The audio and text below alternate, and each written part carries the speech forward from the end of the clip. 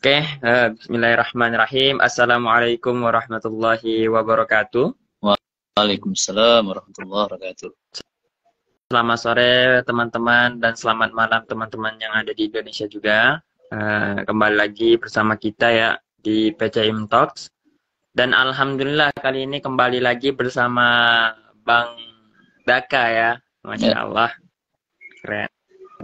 Dan untuk teman-teman semuanya, adapun tema kita pada kesempatan kali ini yaitu hikmah genderang kebebasan Gear 5. Masya Allah. Ini Nakamamu. nakama. Keren. Menjemput kemenangan peradaban Islam. Nah, luar biasa nih. Jadi mungkin ada sedikit hikmah yang bisa kita ambil dari sebuah fenomena, sebuah anime nih, Gear 5. Mungkin nanti akan dijelaskan oleh Nakama Daka. Oke, Bang Daka, mungkin bisa dimulai tempat dan waktu kami persilakan. Bang. Baik, terima kasih Samil. Bismillahirrahmanirrahim. Assalamualaikum warahmatullahi wabarakatuh.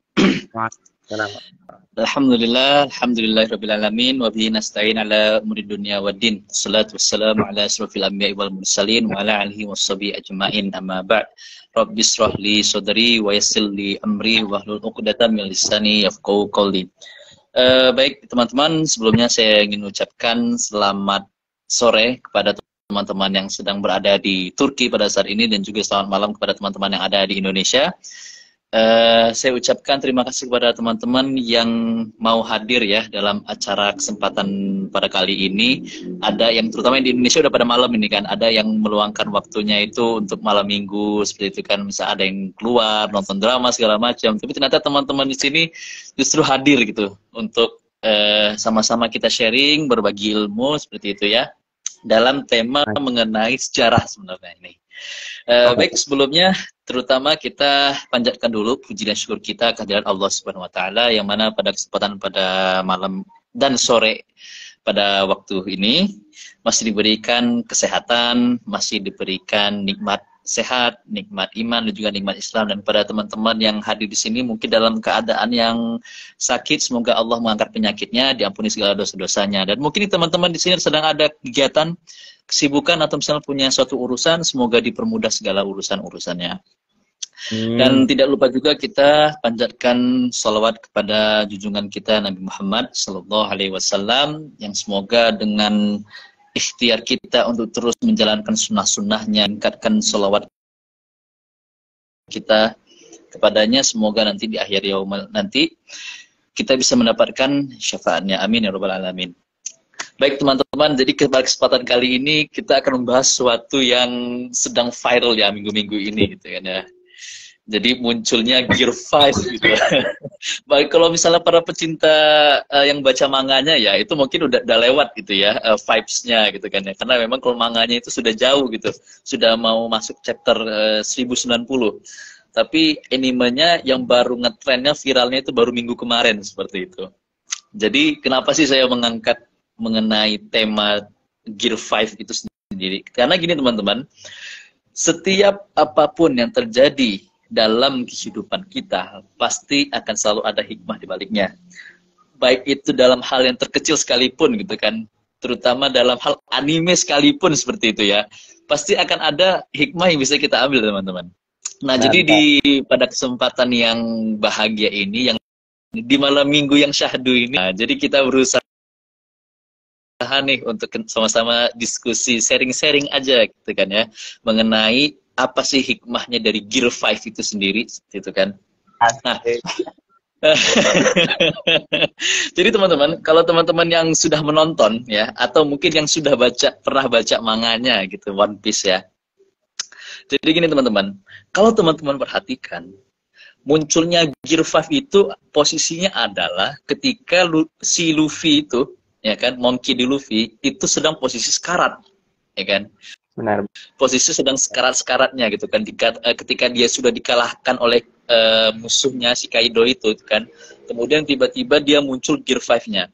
Nah, kalau para pecinta dan pengamat One Piece itu sebelum munculnya Gear 5 ya, kan Lutfi kan punya banyak gear itu kan, ada Gear second, Gear third gitu kan, Gear fourth gitu kan. Munculnya gear-gear itu posisinya adalah ketika Lutfi sedang terdesak gitu kan.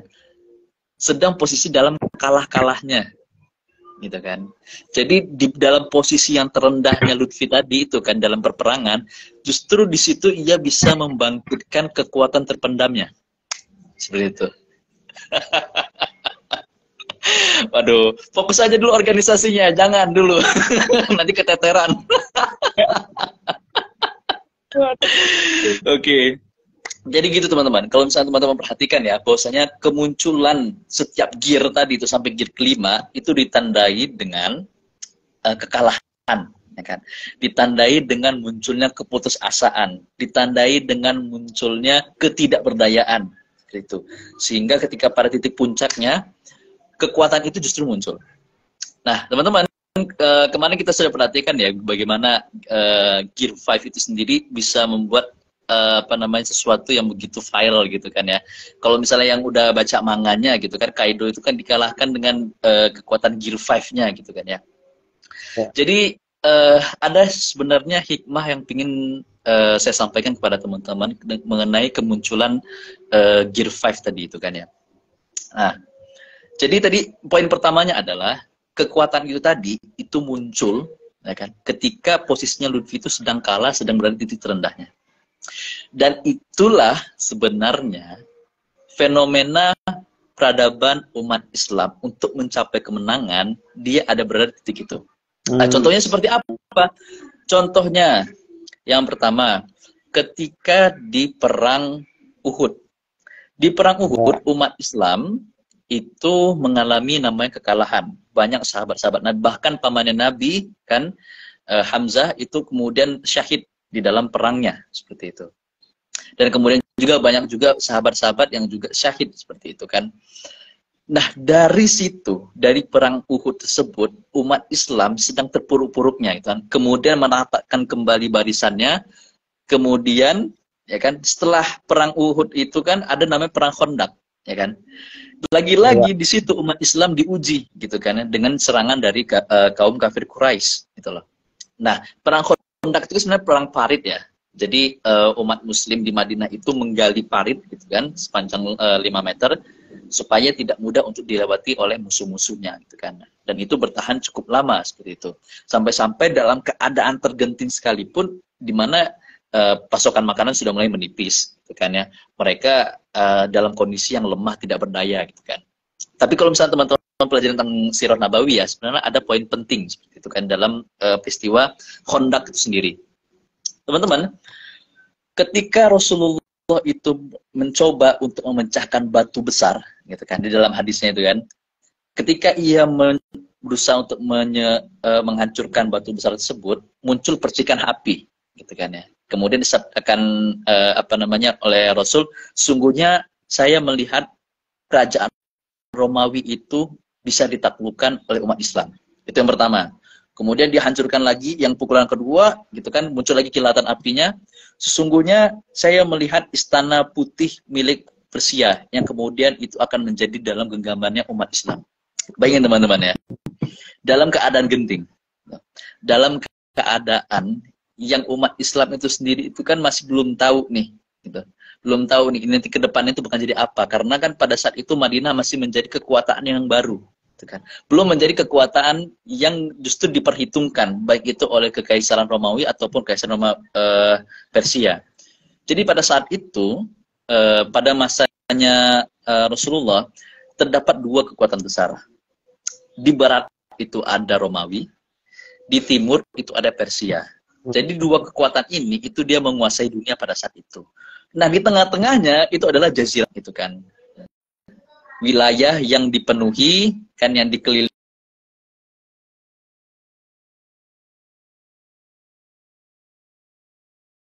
itu mereka tidak mau gitu.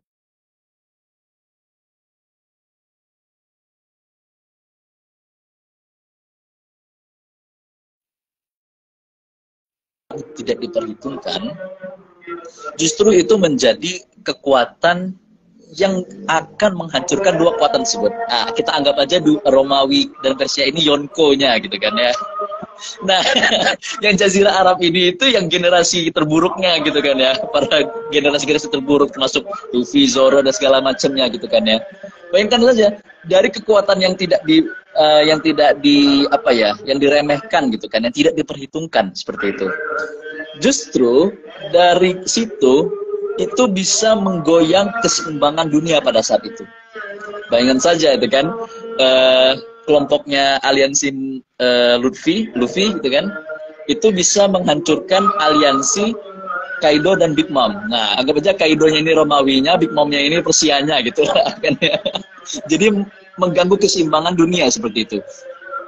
Nah, jadi teman-teman yang ingin saya sampaikan di sini adalah ada poin penting adalah bahwasanya teman-teman, kemenangan itu akan muncul di saat kita itu memenuhi faktor-faktornya. Seperti yang sudah pernah kita bahas di pertemuan sebelumnya ya, mengenai syarat menang dan kalahnya gitu dalam suatu peradaban Islam.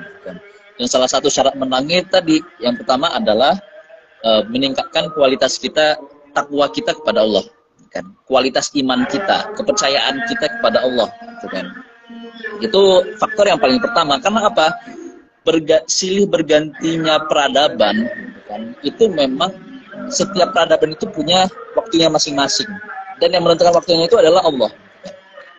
Dan ketika umat Islam itu berhasil untuk menguasai dunia, gitu kan ya, dari pusatnya di Jazirah Arab, kemudian terus melebar gitu kan sampai ke Umayyah Damaskus, kemudian Abbasiyah di Baghdad, kemudian lanjut lagi ke Andalusia gitu kan, kemudian lanjut lagi ke Turki Utsmani. Semua itu kan umat Islam itu, peradaban Islam sudah menjulang ke seluruh bagai belahan dunia.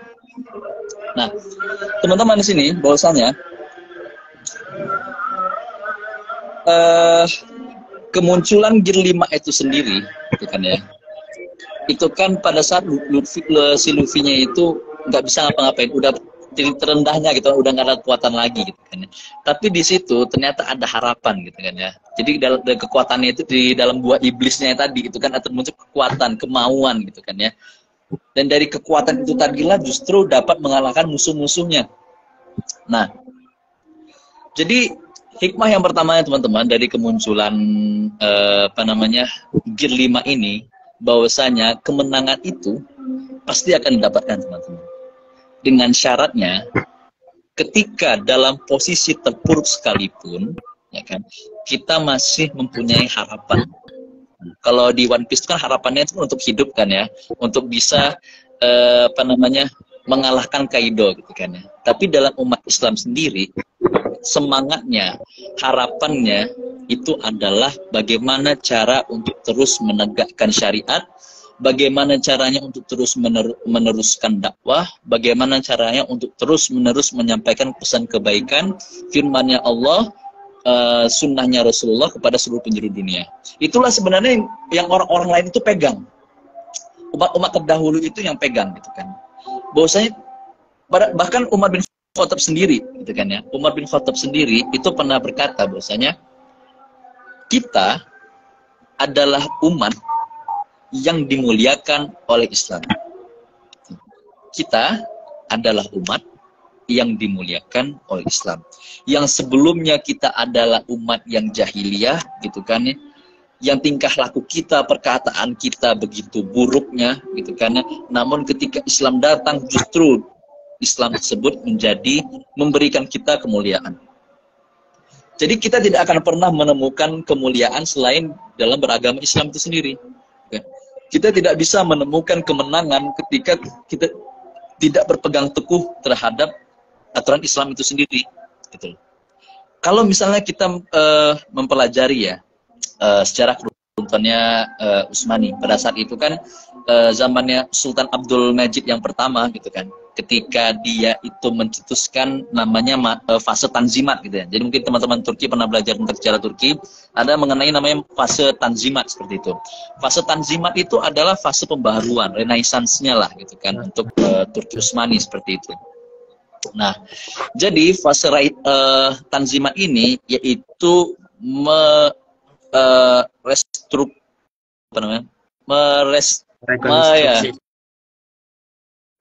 merekonstruksi kembali gitu kan ya, tingkat pemerintahannya mereka gitu. Jadi yang awalnya itu fokusnya adalah sumber-sumber syariat, gitu kan, sumber-sumber dalam kesultanan itu adalah Al-Quran dan hadis, gitu kan.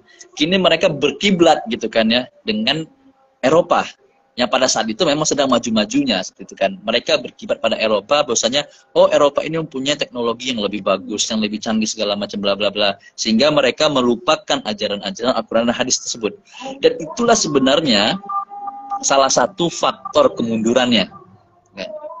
Salah satu faktor kemunduran dalam umat Islam yaitu ketika ia meninggalkan ajaran-ajaran Al-Quran dan hadis. Itu berlaku tidak hanya mengenai kemunduran dalam peradaban Islam, berlaku juga pada diri setiap individu. Gitu. Kita tidak akan bisa mencapai suatu kemuliaan, gitu kan ya, tanpa adanya pedoman dari Al-Quran dan hadis. Dan itu dalam sejarah, gitu kan, kita sudah pernah melihatnya sendiri bagaimana dari agama Islam, dari Al-Quran dan hadis itu bisa memuliakan manusia. Gitu. Jadi jangan pernah sekali-kali mencari kemuliaan selain dari kemuliaan agama Islam dan juga kemuliaan Al-Quran dan hadis. Itu sebenarnya poin pertamanya gitu kan ya, bahwasanya kemenangan itu akan muncul ketika kita ada harapan di sana itu. Kemudian hal kedua mengenai kemunculan Gear 5 itu sendiri itu kan ya. Jadi mungkin teman-teman ada yang pernah ingat kemunculan genderang itu kan sudah 800 tahun ya. 800 tahun tidak terdengar lagi gitu kan. Jadi 800 tahun mengenai kabar mengenai Joy Boy gitu kan. Kemenangan tadi, kebebasan tadi tidak terdengar seperti itu. Nah, itu juga sebenarnya yang terjadi ketika pada saat itu umat Islam sedang dilanda satu permasalahan yang itu sangat memomokkan pada saat itu kan. Yaitu mereka sedang dihadapi dengan invasi Mongol. Jadi pada saat itu bangsa-bangsa Mongol, ya, kita tahu kan bagaimana kejamnya, bengisnya bangsa Mongol yang pada saat itu menguasai begitu banyak wilayah negara di dunia pada saat itu, termasuk sejarah kelamnya umat Islam itu kan kota Baghdad, gitu kan ya, kota yang begitu penuh dengan keindahan, yang dipenuhi dengan majelis-majelis ilmu, yang dipenuhi dengan perpustakaan, banyak buku seperti itu kan, itu diluluh lantahkan, dihancurkan, justru bahkan dibakar, rakyatnya itu dibantai semua oleh pasukan Mongol, sehingga mengakhiri masa Kesultanan Abbasiyah pada saat itu. Dan pada saat itu teman-teman, ada satu benteng terakhir umat Islam, kan? Kerajaan Islam yang dia itu menjadi pertahanan terakhir ya. Jadi kalau misalnya pertahanan ini hancur, maka mungkin bisa jadi saat itu umat Islam itu akan sulit untuk menerapkan syariatnya seperti itu. Nah, benteng ini itu terletak di Mesir dan dipegang langsung oleh dinasti Mamalik. Jadi kalau misalnya teman-teman pernah dengar dinasti Mamalik gitu kan, itu letaknya di Mesir dan itu menjadi gerbang terakhir atau pintu terakhir gitu kan, pertahanan dari umat Islam. Setelah pasukan dari Mongol ini menghancurkan Baghdad, mereka langsung menuju ke Mesir pada saat itu kan. Nah, kemudian ada salah satu jenderal perangnya, dan itu termasuk yang terkenal juga gitu kan, namanya Baybars. Jadi pada saat itu ketika dia menerima kabar bahwasanya Mongol sedang menuju ke Mesir, hal yang dia lakukan pada saat itu ketika masyarakatnya gitu kan, pasukan-pasukannya itu kan pada merasakan kengerian gitu kan. Karena pada saat itu pasukan Mongol itu adalah pasukan yang tidak terkalahkan, sulit dikalahkannya pada saat itu. Bahkan popularitasnya itu sampai terdengar gitu kan ya ke Mesir pada saat itu. Nah, kemudian ketika para pasukannya itu, kemudian raja penasihat sultan pada saat itu kemudian memberikan saran-sarannya seperti itu kan ya kepada Baybars. Nah, dia bilang gini gitu kan, kira-kira apa yang harus kita lakukan gitu kan? Ini ada bangsa Mongol datang nih ke Mesir gitu untuk menghancurkan kita gitu kan. Kita tahu bahwasanya bangsa Mongol ini adalah bangsa yang terkuat gitu kan, tidak terkalahkan. Nah, coba teman-teman perhatikan nih kata-katanya Baybars. Kalau bukan kita, lalu siapa lagi yang akan menjaga agama Islam? Kalau bukan diri kita, lalu siapa lagi? Gitu kan? Karena itu adalah harapan terakhirnya, gitu kan? Harapan terakhir, benteng terakhir umat Islam, gitu kan, untuk menghalau pasukan dari Mongol itu. Maka pada saat itu berangkatlah, gitu kan, Baybars dengan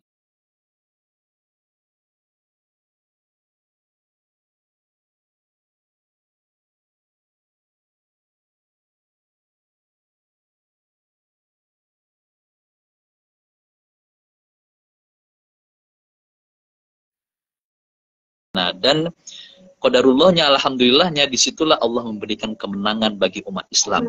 Dari sekian ratusan tahun lamanya, gitu kan ya, umat Islam itu sedang berada dalam keterpurukan, karena pada saat itu Abbasiyah juga, dinasti Abbasiyah itu kan sedang dalam masa-masa keruntuhan ya kan, gitu. Kemudian juga banyak juga umat Islam pada saat itu yang tercerai-berai gitu kan. Jadi di saat kabar-kabar kemenangan umat Islam itu tidak lagi terdengar, ya, sekian ratusan tahun lamanya, justru di pertempuran itulah yang menandakan bahwasanya kemenangan itu terdengar kembali. Gitu. Pasukan Mongol yang dulu katanya nggak terkalahkan, justru disitulah dia terkalahkan. Kalahan pertamanya itu kan di tangan umat Islam. Nah, begitu juga dengan kejadian di Palestina, gitu kan ya. Setelah 400 tahun lebih lamanya, pada saat itu Palestina di bawah kekuasaan umat Islam gitu kan, yang pada saat itu diambil alih oleh Khalifah Umar bin Khattab. Setelah 400 tahun lamanya, pada tahun 1099 Paus di Vatikan itu melancarkan namanya perang salib, ya. Perang salib pertama untuk apa? Untuk merebut Palestina, itu kan Yerusalem pada saat itu. Nah, pada saat itu juga teman-teman, kondisi umat Islam lagi-lagi sedang dalam keadaan yang terpecah belah gitu kan. Mereka tidak bersatu padu pada saat itu.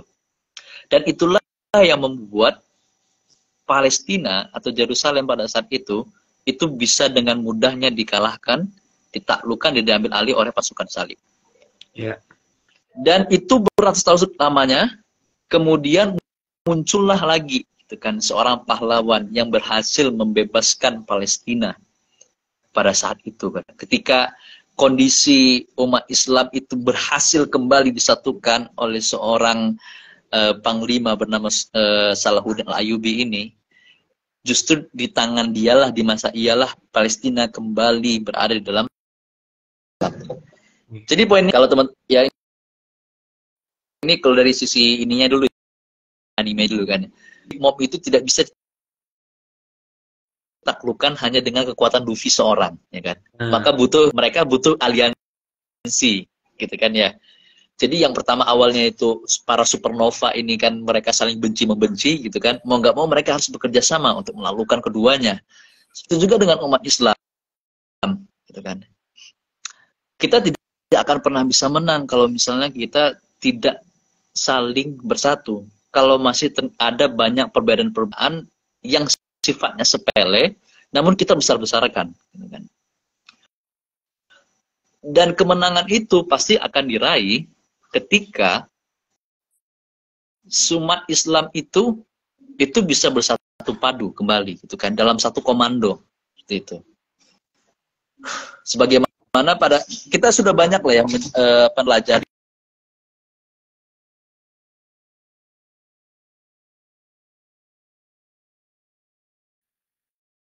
itu, dia akan terus berulang. Hanya saja kejadiannya berbeda, itu kan, timelinenya saja yang berbeda, tapi polanya pasti akan terulang, gitu kan. Dan untuk menjemput kemenangan tadi itu juga sama, gitu kan.